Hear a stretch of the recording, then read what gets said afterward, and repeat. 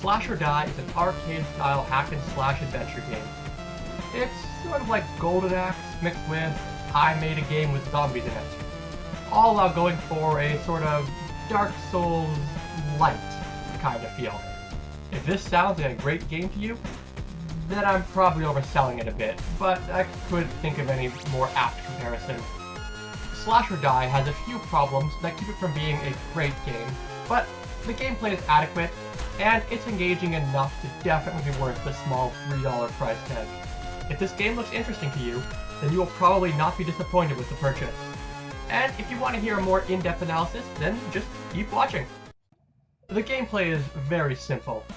You have a warrior, and you have to fight off the hordes of evil using only your sword, your wits, and your trusty mouse buttons. You hold the left mouse button to move your character towards the cursor, and click the right button to attack in the direction of the cursor. Attacking requires a bar of stamina, which takes a few seconds to recover, so you can't just spam your attack. Killing enemies gains you souls that can be used to upgrade your stats and abilities. While Slash or Die has a large variety of enemies, they all fall into three main groups. You have your melee enemies, your ranged enemies, and ghosts. The melee enemies make up the majority of the hordes. They follow you around the map and dash towards you to strike. The ranged enemies are stationary and fire either arrows or magic or possibly other things I haven't seen yet at you. Finally, the ghosts follow you around the map just like the melee enemies, except they don't attack, they just deal damage to you whenever you come in contact with them. To combat these hordes of evil, you get three playable classes. You start with a warrior, and by defeating the bosses, you can unlock a berserker, and, according to the achievement descriptions, a mage. I say, according to the achievement descriptions, because I have not yet unlocked the mage, because this game is really fucking hard. While no individual part of this game is exceptionally difficult, you only have between 1 and 5 hit points depending on your class and how upgraded you are. You also have no way of recovering hit points, so every mistake is irreversible. While no individual boss or stage is likely to kill you on its own, the horde will eventually grind you down. This leads me to my biggest problem with this game. It is way too grindy. You start off really weak. You only have 1 hit point, you only deal 1 damage, and you can't even attack consecutively. You're pretty unlikely to even get past the first level when you start, and the rate at which you gain souls is way too slow. Clearing the first level usually gains you around 8 to 10 souls. Making it to the first boss but not beating it might get you 20 or 30. To put this in perspective, even the cheapest upgrades cost 50 souls. Unless you are way better at this game than I was, you'll probably have to play the first few levels at least a dozen times before you can even hope to defeat the first boss. This doesn't change later in the game either. Even if you are constantly beating your previous best record, it still usually takes around 3 or 4 runs before you can afford the next upgrade. Slash or Die also has a few mechanical problems.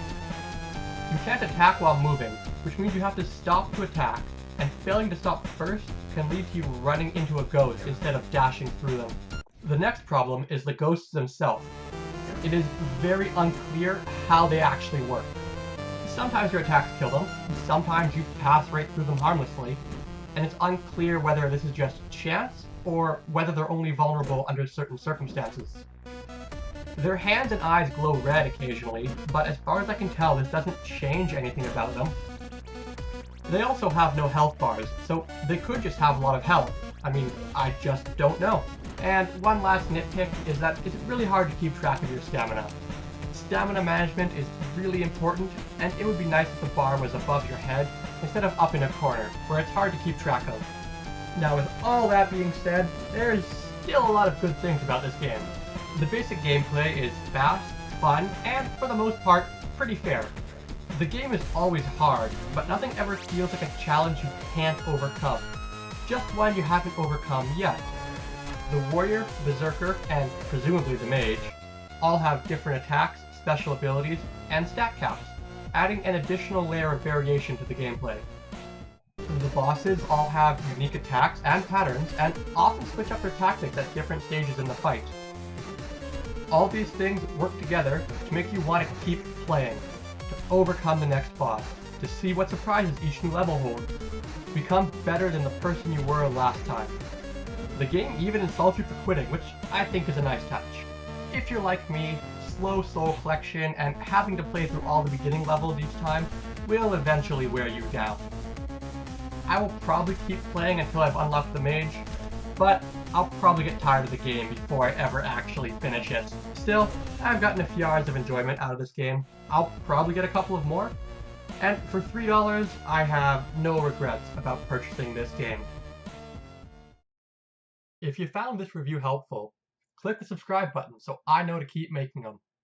And if you didn't find it helpful, well, subscribe anyway, and then you can leave an angry, poorly typed comment on every video I make.